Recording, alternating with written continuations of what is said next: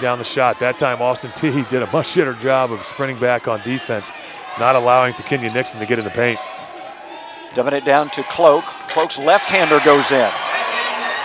Just like we saw early in this game in the first half, Cloak did a nice job of keeping the defender behind her and then turning and then keeping her body between the defender and the ball, finishing with the left hand. The Eastern Illinois fans now finding their full throat as they're trying to encourage the defense. Nixon gives up the step and the points as Faulkner wheels right around the Defensive Player of the Year for her 10th point of this game. Nobody stopping Nixon. Darcy Warner tries and succeeds. Rebound to Presley. Put back no good. Nixon giving it another go. And now another offensive board. Cloak gets it. Well, third time's the charm. And what's most impressive is you got 15, Takinia Nixon. The lister is 5'8", she's probably more like 5'6", gets in there amongst the Giants and mixes it up and picks up one of the 3 offensive rebounds that time. The Panther Nation on their feet cheering here in Nashville. Warner kicks it back. Herring for a long 3. Well, you're impressed with the composure of this Austin Peay team. Even though Eastern Illinois has been able to cut into this lead, they've always had a response to something that the Panthers have done on their offensive end of the floor. The pace of this game picked up considerably now with both teams come out of the locker room punching and counter-punching. Cloak is pushed off the block. They reverse it into the hands of Sims, and Sims so excited to score, she takes a step. And the step of this game has really picked up. Austin Peay had an 8-point lead at the half. It's still 8, but the Panthers on the prowl. And played very well. Well, the Eastern Illinois Panthers have now finally matched the intensity. Now they have to work their way uphill to get themselves back in the game. They come out with a press and get a turnover early. Herring mishandled the basketball. The Panthers there to grab it into the corner. Boy, that was way too easy for Presley to get to the basket. She realized she missed an opportunity, and she goes back and gets it. And she's playing with some emotion right now. Well, again, she came up underneath the left-hand side, and instead of using the left hand, tried to use her right hand. A little strong, kind of rolls off the rim, but she allows herself to go back up and get that and put herself in a position to score. Now let's see if she can knock down these 2 free throws. Presley out of Lexington's Paul Dunbar High School. A 77% free throw shooter. These are her first 2 of this game. Misses them both. Weren't both teams in the lane a little early there? And is it a lane violation or a foul? I think a lane violation. But I thought all the above were in the lane, so shouldn't that be a jump ball situation then? I don't think he liked the call. Let's see if the mulligan helps Presley. Right down the middle of the fairway, isn't that the way it is? Kind of the old NBA, 3 to make 2. 7-point ball game, 40-33. Gary Gupton and Will Perdue on the Wazoo Sports Network. Austin Peay against Eastern Illinois. The winner of this game is the Ohio Valley Conference Tournament champion, and they will get a spot in the NCAA tournament. Faulkner trying to build that lead. Another powerful offensive board by Jamin. She's wrestling 2 clawed Panthers and gets it into the hands of Herring. Herring off a screen, and she charges.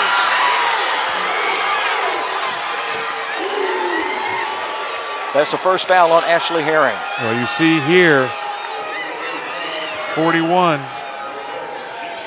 Maggie Cloak steps out from behind Jamin, and I kind of thought maybe she might have been moving, but that right there is just kind of evidence that the momentum right now is with the Eastern Illinois Panthers. Sims gives the possession to Ashley Thomas, the senior out of Moline, Illinois, then gets it right back to Sims. Cloak asking for the ball. She has Jamin sealed off momentarily, gets it back and scores it. Nice job. Jamin got a little confused there. Jamin allowed herself to get ridden up the lane, and then when she turned around, she couldn't find the ball. Nice job by Maggie Cloak of Eastern Illinois working in the post to get that ball, and not only working for it, but calling for it. Austin Peay is leading, but they're being gained on by Eastern Illinois. It's a 5-point ball game on the Wazoo Sports Network. Hind against Austin Peay State University. And here they come out of this timeout, Gary, and another press, and it's been effective. Warner sprints past the Panthers. Bounce pass to Jamin, trying to hold her toe in the dirt, does so remarkably. That may be the most athletic thing we've seen her do this weekend, and she's done a lot. Loose ball. The defensive player of the year going on the offense. Nixon gets it over to Sims, who's turned back. Nice job by Sims, pulling it out, allowing Eastern Illinois to set it up. Cloak steps through, left-handed shot, no good. The rebound goes to Whitney Hanley. A nice job by Jamin that time of Austin Peay, just staying in between Cloak and the basket, making things difficult for her. Sims did not want Hanley to sprint around her for a layup, so she throws a shoulder in her and picks up her second foul, her first of this half. The ball will be inbounded right near Carrie Daniels, whose team is trying to defend its OVC tournament championship. Warner drives in. Nixon flicks it, but Warner maintains control and composure. Hanley prepped under Chris Stallings at Bullitt East High School in Mount Washington. Crossover by Faulkner, kicks it to the corner, and nice job by Presley getting into the passing lane. Good rotation that time by the Eastern Illinois Panthers defense. You talk about defense being on a string, Gary. So as one player moves, the next player moves, and the next player moves on down the line. Good job of rotation that time, getting a hand on it, knocking it out of bounds. Lady Govs get it to Herring. 10 seconds left on that shot clock. Faulkner, who's not been shy about shooting it, gets it to Jamin, driving. Can't score it. Rebound to Cloak. Maybe it's this end of the floor because we're seeing Eastern Illinois playing down there with the rebounds just like Austin Peay did in the first half. Well, nice job by Cloak and Presley of just holding their ground, keeping their arms straight up. Jamin's having a hard time shooting over the bigger players. Cloak faster on the low post, but not more powerful. And Nicole Jamin gets called for her third foul. They're packing the paint, Will. Cloak works her in, one dribble, takes it up underneath the extended arms of Jamin. Jamin doesn't like the call, but she's got to keep her arms straight up. She had that left arm kind of out. That's kind of a trick you see a lot of NBA players use. You just take the ball up through the arms of the extended defense, and more times than not, you're going to get the call. Carrie Daniels trying to see if there's a way that she can hang on to this lead. You got to look at Marcus Payne, one of her assistants out of southwestern Kansas. And here's Eastern Illinois again using this press, and they may not cause a turnover every time, Gary, but it cuts into the shot clock, but what it also does is pick up the pace, and that's the pace that Eastern Illinois wants to play at. 17-point lead in the first half, a one-possession game here in the second half. Hanley trying to reestablish the authority of Austin Peay in the OVC. Single digits on the shot clock. Herring rims it out, the rebound to Thomas. Nixon with a crossover, kicks it to the corner. Sims, and Nixon outrushes everybody to the basketball. From 15, she gets it. I mean, she does a little bit of everything. I mean, she scores, she rebounds, averages 5 assists a game, 2 steals a game. And right now, you've seen the momentum of this game shift, and it looks like the Eastern Illinois Panthers want it worse than Austin Peay. Eastern Illinois has been waiting for this moment for 3 years. They have been denied. First Murray State, then Austin Peay State, and now a nice runner to the basket. Well, we talked about this game could come down to free throws and who commits the fewest turnovers because it's going to be a close one. Shot is blocked on the low post as Herring comes away with it. This time, Austin Peay's defense better than the Panthers' offense. Herring nearly loses it, but gets it back into the hands of Whitney Hanley.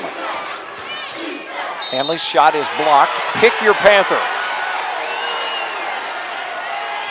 Defense keying the offense on both ends of the court. That time the defense won, but it took a foul to get it done. It is a 3-point ball game with just under 11 and a half minutes to go in the OVC championship game.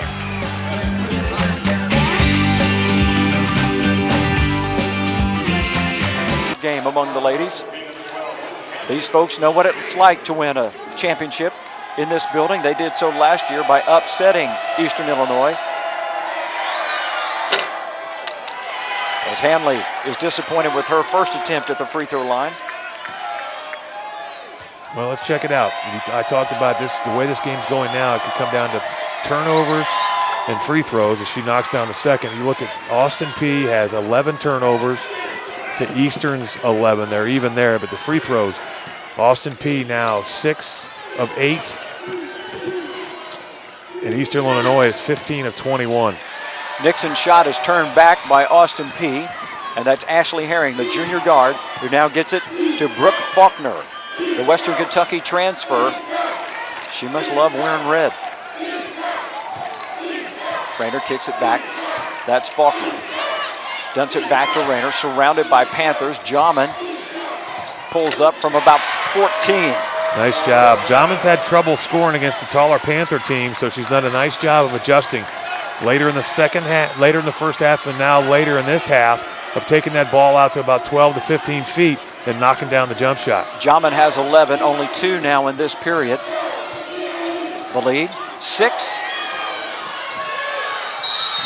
That one was nowhere close to going in. On the held ball, it's going to be Austin Peay's opportunity to go on the offense. Jasmine Rayner, 8 points in this ball game. 4 points in the first half, 4 now in the second.